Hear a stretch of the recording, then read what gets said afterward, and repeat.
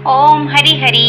बोलो बृहस्पति देव भगवान ने की जय। बहुत समय पहले की बात है। भारत में एक राजा राज्य करता था। वह अति प्रतापी एवं दानी था। वह प्रतिदिन मंदिर में भगवान दर्शन करने के लिए जाया करता था और गुरु और ब्राह्मण की सेवा भी किया करता था। उसके द्वार से कोई भी याचक निराश नहीं लौटता था। वह प्रत्येक गुरुवार को व्रत रखता और पूजन करता था। हर दिन गरीबों की मदद करता था। परंतु यह सब बातें उसकी रानी को पसंद नहीं थी। वह न तो व्रत करती थी और न ही किसी को एक पैसा भी दान रूप में देती थी। वह राजा को भी ये सब करने से रोकती थी। उस समय की बात है, न ही वो पैसा दान किया करती थी, वह राजा को भी ऐसा करने से रोकती थी। यह उस समय की बात है जब राजा शिकार करने के लिए वन को गए थे। महल में सिर्फ रानी और दासी थे। उस समय गुरु बृहस्पति साधु का रूप धारण करके राजा के दरवाजे पर भिक्षा मांगने आए। साधु ने रानी से भिक्षा मांगी तो वह कहने लगी, हे साधु महाराज, इस समय दान पुण्य से मैं तंग आ गई हूँ। इस काम के लिए तो मेरे पति देव ही बहुत हैं। अब आप ऐसी कृपा करें कि सारा धन नष्ट हो जाए तथा आराम से रह सकूं। साधु का भेष रखे बृहस्पति देव ने कहा, हे देवी, तुम अति विचित्र हो। संतान और धन से कोई दुखी नहीं होता, सभी इसे चाहते हैं। पापी भी पुत्र और धन की इच्छा रखता है। अगर तुम्हारे पास धन बहुत है तो भूखे मनुष्यों को भोजन कराओ, ब्राह्मणों को दान कराओ, प्याव लगवाओ, धर्मशाला बनवाओ, कुआं, तालाब, बावड़ी, बाग बगीचे आदि बनवाओ तथा निर्धनों की कुंवारी कन्याओं का विवाह कराओ, साथ ही यज्ञ आदि भी कराओ। इस प्रकार से ऐसे कर्म करने से आपके कुल एवं आपका नाम लोक परलोक प्रसिद्ध होगा एवं स्वर्ग की प्राप्ति होगी। किंतु वह मूर्ख रानी साधु की इन बातों से खुश नहीं हुई। वह बोली, है साधु महाराज, मुझे ऐसी संपत्ति की आवश्यकता नहीं है जो मेरे काम न आए तथा जिसको मैं अन्य लोगों को दान दूं, जिसको रखने और संभालने में ही सारा समय नष्ट हो जाए। साधु ने रानी को समझाने का बहुत प्रयत्न किया, परंतु रानी अपनी बात पर अड़िग रही। तब साधु ने कहा, हे देवी, यदि तुम्हारी यही इच्छा है तो जैसा मैं बताता हूँ वैसा ही करना। बृहस्पति देव के दिन गोबर से घर लीपना, अपने केशों को पीली मिट्टी से धोना, केशों को धोते समय स्नान करना, राजा से कहना कि हजामत करवाए, भोजन में मांस, मदिरा, कपड़े आदि धुलना, सारे काम करना। इस तरह 7 बृहस्पतिवार निरंतर करने से तुम्हारा सब धन नष्ट हो जाएगा। ऐसा कहकर साधु रूपी बृहस्पति देव अंतर ध्यान हो गए। बोलो बृहस्पति देव भगवान ने की जय। रानी ने साधु के कहे अनुसार ही भर पेट 7 बृहस्पतिवार वैसा ही करने का विचार किया। साधु ने बताए अनुसार वे केवल 3 बृहस्पतिवार ही बीते थे, उसकी समस्त धन संपत्ति नष्ट हो गई। कहे अनुसार भोजन करने के लिए भी उसके समय परिवार तरसने लगा तथा सांसारिक भोगों से दुखी रहने लगा। इस प्रकार के अभावग्रस्त जीवन से तंग आकर एक बार राजा रानी से कहने लगा कि हे रानी, तुम यहाँ पर रहो, मैं दूसरे देश को जाता हूँ, क्योंकि यहाँ पर मुझे सभी मनुष्य जानते हैं, इसलिए मैं यहाँ कोई कार्य नहीं कर सकता। देश चोरी परदेश भीख के समान है। ऐसा कहकर राजा प्रदेश चला गया। वहाँ जंगल से लकड़ी काट कर लाता और उन्हें शहर में बेचकर जीवन यापन करने लगा। राजा के जाने के पश्चात इधर उसके बिना रानी और दासियां दुखी रहने लगी। किसी दिन भोजन मिलता तो किसी दिन जल पीकर ही रहना पड़ता था। एक समय रानी और दासियों को 7 दिन बिना भोजन के व्यतीत हो गए तो रानी अपनी दासी से बोली, हे दासी, यह सैनी भी मेरी बहन रहती है जो बहुत धनवान है, तू उसके पास जा और वहां से 5 सेर पेजर मांग कर ले आ, जिससे कुछ समय के लिए गुजर बसर हो जाएगी। दासी उसकी बहन के पास गई। बृहस्पतिवार का दिन था। रानी की बहन उस समय ध्यान लगाकर पूजा कर रही थी। दासी ने रानी की बहन से कहा, हे रानी, मुझे आपके पास आपकी बहन ने भेजा है, मुझे 5 सेर पेजर दे दो। दासी ने अपनी बात को अनेक बार कही, परंतु रानी की बहन ने कोई उत्तर नहीं दिया, क्योंकि वह उस समय बृहस्पतिवार की कथा सुन रही थी। रानी की बहन से जब दासी को कोई अपेक्षित उत्तर नहीं मिला तो वह अति दुखी हुई। उसे क्रोध भी बहुत आया। लौटकर वह रानी से बोली, हे रानी, आपकी बहन तो धनी स्त्री है, परंतु वह अति घमंडी भी है। वह छोटे लोगों से बात ही नहीं करती है। 5 सेर बेचर देने के लिए मैंने उससे बहुत बार कहा, परंतु उसने कोई उत्तर नहीं दिया। इस प्रकार मुझे निराश एवं खाली हाथ लौटकर आना पड़ा। रानी बोली, हे दासी, इसमें बहन का कोई कसूर नहीं है, कोई कसूर नहीं है। जब बुरे दिन आते हैं तब कोई सहारा नहीं देता, अपने पराये हो जाते हैं। अच्छे बुरे ज्ञान की विपत्ति में ही होती है। जो ईश्वर की इच्छा होगी वही होगा। यह सब हमारे भाग्य का दोष है। उधर पूजा समाप्त होने के पश्चात रानी की बहन ने सोचा कि मेरी बहन की दासी आई थी, परंतु मैंने उसे कोई उत्तर नहीं दिया। इससे वह बहुत दुखी हुई होगी। कथा सुनकर तथा विष्णु भगवान का प्रसाद ग्रहण करके वे अपनी बहन के घर गई तथा बोली, हे बहन, मैं बृहस्पतिवार को व्रत कर रही थी, तुम्हारी दासी आई, परंतु कथा समाप्त होने के पूर्व न उठते हैं और नहीं बोलते हैं, इसलिए मैं नहीं बोली। बताओ दासी, किस कार्य से मेरे पास गई थी? रानी बोली, बहन, हमारे घर अनाज नहीं था तथा राजा परदेश गए हुए हैं। वैसे तुमसे कोई बात छिपी नहीं है, इस कारण मैंने दासी को तुम्हारे पास 5 सेर बेजर लेने के लिए भेजा था। इस पर रानी की बहन बोली, हे बहन, बृहस्पति भगवान सबको मनवांछित फल देते हैं। देखो, शायद तुम्हारे घर में किसी को अनाज रखा हो। यह सुनकर रानी की बहन की बातों में विस्मित दासी घर के अंदर गई तो वहां उसे एक घड़ा बेजर का भरा मिल गया। उसे बड़ा आश्चर्य हुआ, क्योंकि उसके अनुसार घर का एक एक बर्तन अंत में खाली था। उसने बाहर आकर रानी को सारा वृतांत सुनाया। दासी अपनी रानी से कहने लगी, हे रानी, देखो, वैसे भी हमको जब अन्न नहीं मिलता तो वह व्रत समान ही हो जाता है। अगर इनमें व्रत विधि तथा कथा पूछ ली जाए तो बृहस्पतिवार का व्रत हम भी किया करेंगे। और फिर दासी के कहने पर रानी ने अपनी बहन से बृहस्पतिवार का व्रत पूजन विधि एवं नियमों के बारे में विस्तार से पूछा। उन्होंने बताया, जो बृहस्पतिवार के व्रत में चने की दाल और मुनक्का से विष्णु भगवान को केले की जड़ में पूजन का दीपक जलाता है, पीला भोजन करता है, पीले वस्त्र धारण करता है और प्रेम पूर्वक बृहस्पति भगवान की कथा सुनता है, इस प्रकार करने से गुरु भगवान उस भक्त से प्रसन्न होते हैं, धन धान्य अन्न पुत्र देते हैं, मनोवांछित मनोकामना पूर्ण करते हैं। व्रत एवं पूजा की विधि बताकर रानी की बहन अपने घर लौट आई। बोलो बृहस्पति देव भगवान की जय।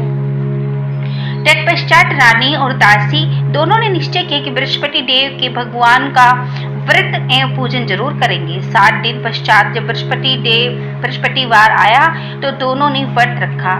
गुड़ साल में जाकर चना और गुड़ बिनकर ले आई। उसकी दाल बनाकर केले की जड़ में विष्णु भगवान का पूजन किया। अब भोजन पीला कहाँ से लाए? यह सोचकर दोनों बड़ी दुखी हुई, परंतु उन्होंने व्रत किया था, इसलिए बृहस्पति देव भगवान उनसे प्रसन्न थे। एक साधारण व्यक्ति के रूप में वे 2 थालों में सुंदर पीला भोजन लेकर आए और दासी को देकर बोले, हे दासी, ये भोजन तुम्हारे और रानी के लिए है, तुम दोनों ही इसे ग्रहण करना। दासी भोजन पाकर अति प्रसन्न हुई और रानी से बोली, हे रानी, भोजन कर लो। रानी को भोजन के विषय में कुछ पता ही नहीं था, इसलिए वह दासी से बोली, जा तू ही भोजन कर, क्योंकि तू ही व्यर्थ में हमारी हंसी उड़वाती है। दासी बोली, हे रानी, एक व्यक्ति इसलिए भोजन दे गया है। रानी बोली, वह भोजन तेरे लिए दे गया है, इसलिए तू ही भोजन कर। दासी ने कहा, हे रानी, वह व्यक्ति हम दोनों के लिए 2 थालों में भोजन देकर गया है, अतः मैं और आप दोनों ही साथ साथ भोजन करेंगे। दोनों ने गुरुवार के दिन भगवान का धन्यवाद एवं नमस्कार कर भोजन को शुरू किया।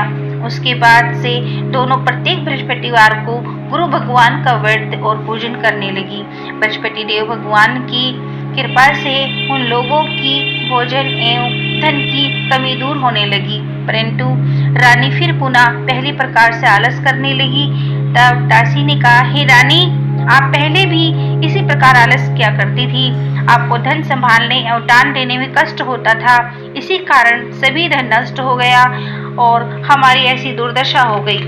अब गुरु भगवान की कृपा से धन मिला है तो आपको फिर आलस्य हो रहा है। बड़े कष्टों के बाद आपने यह धन पाया है, इसलिए आपको दान पुण्य आदि करना चाहिए। भूखे मनुष्य को भोजन करवाना चाहिए, ब्राह्मणों को दान देना चाहिए, प्याऊ लगवाओ, कुआं तालाब बावड़ी आदि का निर्माण कराओ, कुंवारी कन्याओं का विवाह कराओ, मंदिर पाठशाला बनवा कर दान दो, धन को शुभ कार्यों में खर्च करो, जिससे आपके कुल का सम्मान बढ़े तथा आपको स्वर्ग की प्राप्ति हो एवं आपके पितृ प्रसन्न हो।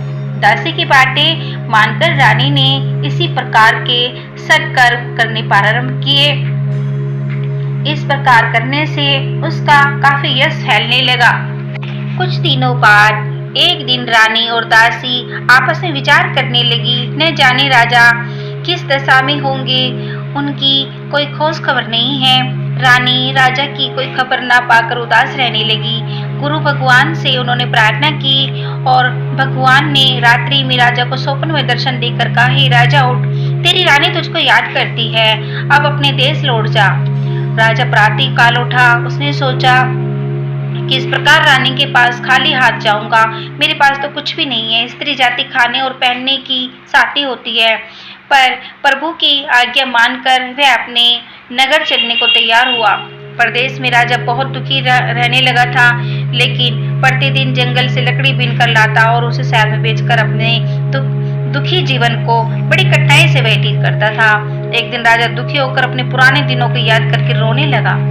उस जंगल में बृहस्पति देव एक साधु का रूप धर कर आए और राजा से बोले, हे लकड़हारे, तुम इस बियाबान जंगल में किस चिंता में बैठे हो, मुझे बताओ। यह सुनकर राजा की आंखों में आंसू बहने लगे और वह साधु को प्रणाम कर बोले, हे प्रभु, आप सबको जानने वाले हैं। इतना कहकर राजा ने साधु को अपनी समस्त व्यथा सुना दी।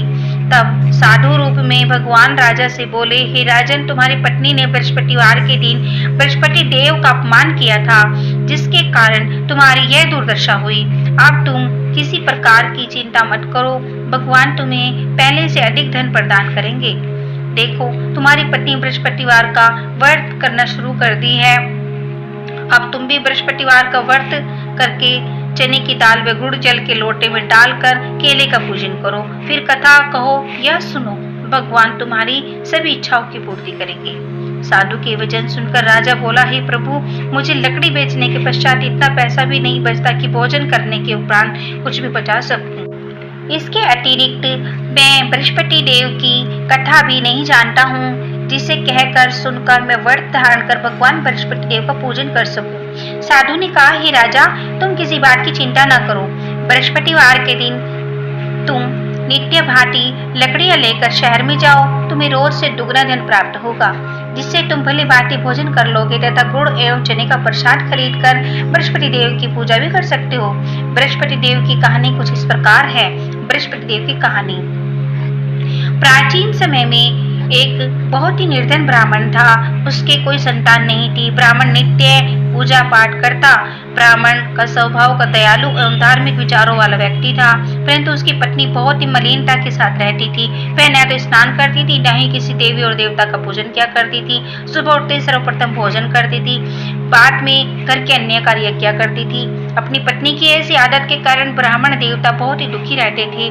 वे अपनी पत्नी को बहुत समझाते, किंतु उसका कोई परिणाम नहीं निकलता। भगवान की कृपा से ब्राह्मण की स्त्री की कन्या उत्पन्न हुई। वह कन्या ब्राह्मण के घर में बड़ी होने लगी। वह बालिका प्रातः काल स्नान करके भगवान विष्णु का जप करती, बृहस्पति देव का व्रत भी करने लगी। पूजा पाठ समाप्त कर पाठशाला जाती तो अपनी मुट्ठी में जौ भर ले जाती और पाठशाला जाने के रास्ते में डालती जाती। भगवान बृहस्पति की कृपा से वही जौ स्वर्ण के हो जाते और लौटते समय उनको बीन कर घर ले आती। एक दिन वह बालिका सूप में सोने के जौ को फटकार और साफ कर रही थी। तभी उसकी माँ ने उसे देख लिया और कहा, हे बेटी, सोने के जौ को फटकारने के लिए सूप भी तो सोने का ही होना चाहिए।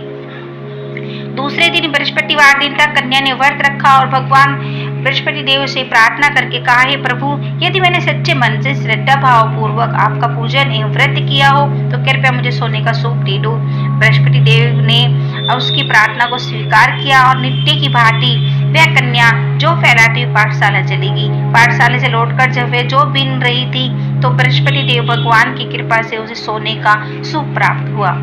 उस सोने के सूप को वह घर ले आई और उससे जौ साफ करने लगी, परंतु उसकी माँ का आचरण वैसा ही रहा। एक दिन वह कन्या सोने के सूप में जौ साफ कर रही थी। उसी समय अचानक नगर का राजकुमार वहां से लौट होकर निकला। कन्या के रूप एवं सौंदर्य को देखकर राजकुमार कन्या पर मोहित हो गया। राजमहल लौटकर राजकुमार अन्न तथा जल त्याग कर उदास होकर लेट गया।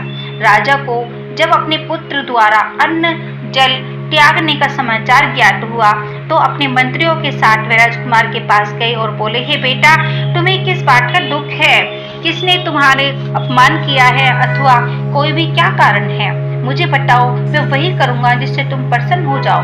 राजकुमार ने अपने पिता को बातें सुनी और वह बोला, आपकी कृपा से मुझे किसी प्रकार का कष्ट नहीं है। किसी ने मेरा अपमान भी नहीं किया है, परंतु मैं उस कन्या के साथ विवाह करना चाहता हूँ जो सोने के सूप में जौ फटक रही थी। यह सुनकर राजा आश्चर्य में पड़ गया और बोला, हे राजकुमार, इस तरह की कन्या का पता तुम लगाओ, मैं तुम्हारा विवाह उसके साथ अवश्य ही करवा दूंगा।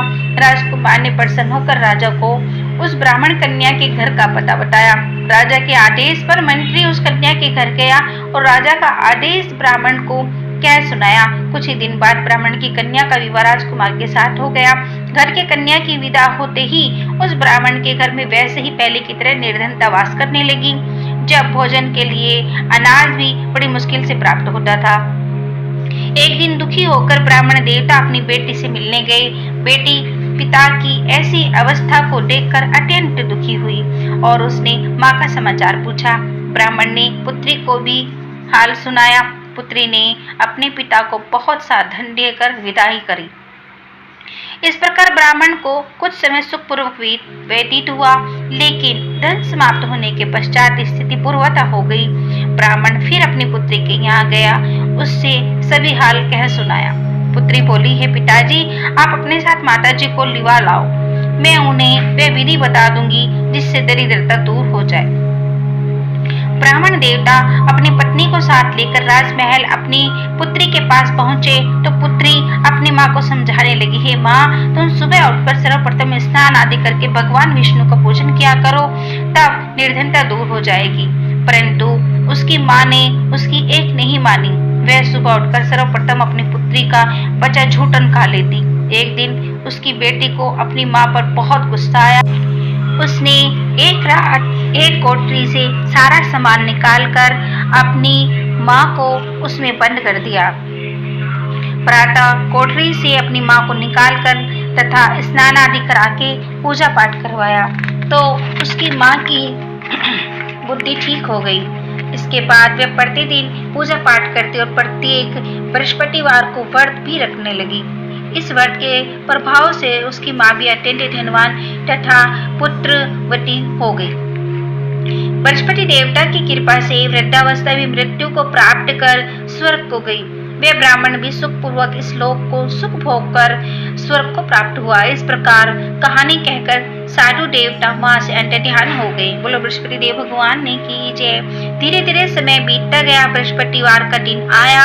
लकड़हारा रूपी राजा जंगल से लकड़ी काटकर किसी शहर में बेचने गया। राजा उन दिनों उससे भी अधिक धन प्राप्त हुआ।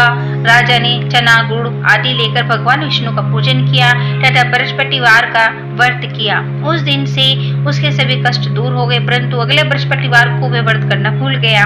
इस कारण बृहस्पति भगवान उससे रुष्ट हो गए। उस दिन उस नगर के राजा ने विशाल यज्ञ का आयोजन किया था तथा अपने समस्त राज्य में घोषणा करवा दी कि कोई भी मनुष्य अपने घर में भोजन न बनाए, आग भी न जलाए। सब लोग मेरे यहाँ भोजन करने आए। इस आज्ञा को जो नहीं मानेगा उसको सूली पर लटका दिया जाएगा। राजा की आज्ञा अनुसार राज्य के सभी निवासी राजा के यहाँ भोज में सम्मिलित होने के लिए गए, परंतु लकड़हारा कुछ विलंब से पहुंचा, इसलिए राजा उसको भोजन कराने अपने साथ महल में ले आए। जब राजा लकड़हारे को भोजन करा रहे थे तो रानी की दृष्टि उस खूंटी पर पड़ी जिस पर उसका नौलख का हार लटका हुआ था। उससे हार को खूंटी पर लटका दिखाई नहीं दिया। रानी को निश्चय हो गया, मेरा हार इस लकड़हारे ने चुरा लिया है। उसी समय रानी की जिद पर राजा ने सैनिक बुलवाकर लकड़हारे को जेल में डलवा दिया।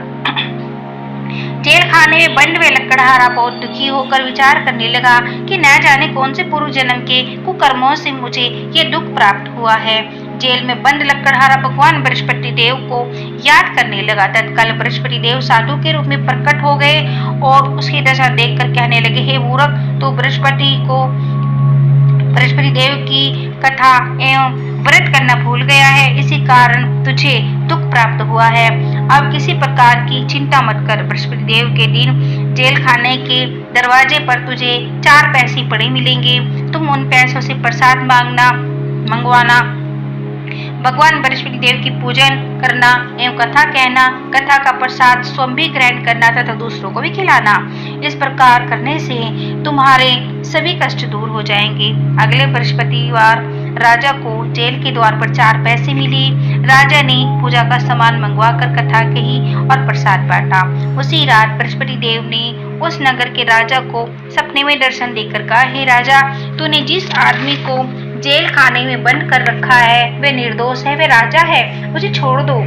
रानी का नौलख का हार उसी खूंटी पर लटका हुआ है। अगर तू ऐसा नहीं करेगा तो मैं तेरे राज्य को नष्ट कर दूंगा।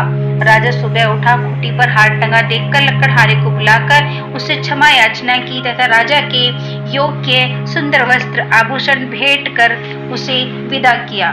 बृहस्पति देव की आज्ञा अनुसार राजा अपने नगर को चल दिया। जब वह नगर के निकट पहुंचा तो उसे बहुत ही आश्चर्य हुआ। वहाँ पहले से अधिक तालाब, बाग, कुएं तथा बहुत सी धर्मशालाएं, मंदिर आदि बने हुए थे। राजा ने जब नगरवासियों से पूछा, ये बाग, तालाब, धर्मशालाएं एवं कुएं किसके द्वारा बनवाए गए हैं, तब नगर के सब लोग कहने लगे, ये तो रानी और दासी द्वारा बनाए गए हैं। राजा को बहुत आश्चर्य हुआ, परंतु क्रोध भी बहुत आया। तब रानी ने यह खबर सुनी कि राजा आ रहे हैं। उसने दासी से कहा, हे दासी, देख, राजा हमें अतिदीन अवस्था में छोड़कर गए थे। वह हमारी ऐसी हालत देखकर कहीं द्वार से ही लौट न जाए, इसलिए तू द्वार पर ही खड़ी हो जा। रानी की आज्ञा अनुसार दासी दरवाजे पर खड़ी हो गई। जब राजा आए तो उन्हें अपने साथ महल में लिवा लाई। तब राजा ने क्रोध करके अपनी तलवार निकाली तथा रानी से पूछा, बताओ, इतना धन कहाँ से प्राप्त हुआ, किस प्रकार प्राप्त हुआ? तब रानी ने बताया कि हमें यह सब धन बृहस्पति देव के व्रत के प्रभाव से प्राप्त हुआ है। अब राजा ने निश्चय किया कि 7 दिन बाद तो सभी बृहस्पति देव का पूजन करते हैं, परंतु मैं प्रतिदिन दिन में 3 बार कथा कहूंगा और सुनाऊंगा तथा नित्य व्रत किया करूंगा। अब हर समय राजा के दुपट्टे में चने की दाल बंधी रहती तथा दिन में 3 बार वह कहता और सुनाता। ऐसे में एक दिन राजा ने विचार किया कि चलो अपनी बहन के यहाँ हो आऊं। इसलिए निश्चय किया और राजा घोड़े पर सवार होकर अपनी बहन के यहाँ चल दिया। मार्ग में उसने देखा कुछ आदमी एक मुर्दे को लेकर जा रहे थे। उन्होंने रोककर कहा, हे भाइयों, कुछ देर मेरी बृहस्पति देव की कथा सुन लो। वे बोले, लो, हमारा तो आदमी मर गया है और इसको कथा कहने की पड़ी है। परंतु कुछ आदमी बोले, अच्छा कहो, हम तुम्हारी कथा भी सुनेंगे। राजा ने दाल निकाली और कथा कहनी शुरू कर दी। तब कथा आधी ही हुई थी तो मुर्दा हिलने लगा और जब कथा समाप्त हुई तो राम राम करके वह मुर्दा खड़ा हो गया। राजा आगे चला। उसे चलते चलते शाम हो गई। आगे मार्ग में उसे एक किसान खेत में हल चलाता हुआ मिला। राजा ने कहा, अरे भैया, तुम मेरी बृहस्पतिवार की कथा सुन लो। किसान बोला, जब तक मेरी कथा सुनो, जब तक मैं तेरी कथा सुनूंगा तब तक मैं 4 हरैया जोत लूंगा। राजा बोला, अच्छा, जाओ भैया, अपनी कथा किसी और को सुनाना। राजा आगे चलने लगा। राजा जैसे ही आगे चला, किसान की बैल पछाड़ खाकर गिर गए। किसान के पेट में बहुत तेज दर्द होने लगा। उसी समय किसान की माँ रोटी लेकर आई। उसने जब वह देखा कि पुत्र से सारा हाल पूछा, बेटे ने सारा हाल बता दिया। किसान की माँ दौड़ी दौड़ी घोड़े वाले के राजा के पास गई और उसने कहा, मैं तेरी कथा सुनूंगी, तू अपनी कथा मेरे खेत पर चलकर कहना। राजा ने लौटकर किसान के खेत पर जाकर कथा कही, जिसे सुनते ही बैल खड़े हो गए तथा किसान के पेट में दर्द भी बंद हो गया। और फिर राजा अपनी बहन के घर पहुंच गया। बहन ने भाई की खूब अवभगत की। दूसरे दिन सुबह राजा जगा तो उसने देखा कि सब लोग भोजन कर रहे हैं। राजा ने अपनी बहन से जब पूछा कि ऐसा कोई मनुष्य है जिसने भोजन नहीं किया हो और वह मेरी कथा, बृहस्पतिवार की कथा का श्रवण कर सके, तो बहन बोली, भैया, यह देश तो ऐसा ही है, यहाँ के लोग पहले भोजन करते हैं, बाद में कोई अन्य काम करते हैं। अगर पड़ोस में कोई है तो मैं देख कर आती हूँ। ऐसा कहकर बहन चली गई, परंतु उसे कोई भी ऐसा व्यक्ति नहीं मिला जिसने भोजन ना किया हो। वह एक कुम्हार के घर गई जिसका लड़का बहुत बीमार था। उसने बताया कि ये पता चला कि यहाँ 3 दिन से किसी ने भी भोजन नहीं किया है। राजा की बहन ने अपने भाई को कथा सुनने के लिए कुम्हार से आग्रह किया तो वह तैयार हो गया। राजा ने जाकर बृहस्पतिवार की कथा कही, जिसको सुनकर कुम्हार का लड़का ठीक हो गया। अब तो राजा की हर जगह प्रशंसा होने लगी। कुछ दिनों बाद वह दिन राजा ने अपनी बहन से कहा, हे बहन, मैं अब अपने घर जाऊंगा, तुम भी तैयार हो जाओ। राजा की बहन ने अपनी सास से कहा, अपने भाई के साथ जाने की आज्ञा मांगी। सास बोली, चली जा, परंतु उस अपने लड़कों को यहीं छोड़कर जाना, क्योंकि तेरे भाई के कोई संतान नहीं होती है। बहन ने भाई से कहा, हे भैया, मैं तो चलूंगी, परंतु कोई बालक नहीं जाएगा। राजा ने कहा, जब कोई बालक ही साथ नहीं जाएगा तब तुम भी क्या करोगी? दुखी मन से राजा अपने नगर को लौट आया। राजा का अपनी रानी से बोला, हम निर्वंशी हैं, हमारा मुंह देखने का धर्म भी नहीं है। वह उदास होकर बिना भोजन किए शैया पर लेट गया। रानी बोली, हे प्रभु, भगवान बृहस्पति देव ने हमें सब कुछ दिया है, वे हमें संतान भी अवश्य देंगे। उसी रात बृहस्पति देव ने राजा को स्वप्न में दर्शन देकर कहा, हे राजा, उठ, सभी सोच त्याग दे, तेरी रानी गर्भवती है। राजा को यह सुनकर अति प्रसन्नता हुई। 9वें महीने में रानी के घर से एक सुंदर पुत्र रत्न पैदा हुआ। तब राजा बोला, हे रानी, स्त्री बिना भोजन के रह सकती है, परंतु बिना कहे नहीं रह सकती। जब मेरी बहन आए तो मुझसे कुछ मत कहना। रानी ने कहा, हाँ कर दी। और जब राजा की बहन ने यह शुभ समाचार सुना तो वह अति प्रसन्न हुई तथा बधाई लेकर अपने भाई के यहाँ आई। तभी रानी ने कहा, घोड़ा चढ़कर नहीं आई, गधा चढ़ी आई। राजा ने बहन से बोली, भाई, मैं इस प्रकार ना कहती तो तुम्हें औलाद कैसे मिलती? भगवान बृहस्पति देव ऐसे ही हैं, जैसे जिसके मन में कामनाएं होती हैं सभी को पूर्ण करते हैं, मनवांछित फल देते हैं। जो श्रद्धा पूर्वक बृहस्पति देव का व्रत करता है एवं कथा कहता है, पढ़ता है और सुनाता है और दूसरों को भी सुनाता है, बृहस्पति देव उनकी सभी मनोकामनाओं को पूर्ण करते हैं। बृहस्पति देव उनकी सदैव रक्षा करते हैं। जो श्रद्धा एवं संपूर्ण आदर भाव से बृहस्पति देव का पूजन एवं सच्चे दिल से व्रत करते हैं, उनकी सभी मनोकामनाएं पूर्ण होती है। सच्चे मन एवं हृदय से रानी और राजा के बृहस्पति देव की कथा का गुणगान किया।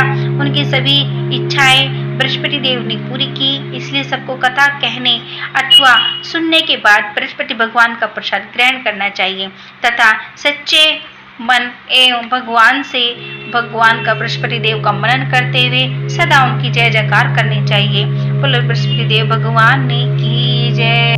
आरती। जय बृहस्पति देवा, ओम जय बृहस्पति देवा। चिन्नी चिन्नी भोगी लगाऊं, चिन्नी चिन्नी भोगी लगाऊं, कटिली फल मेवा। ओम जय बृहस्पति देवा।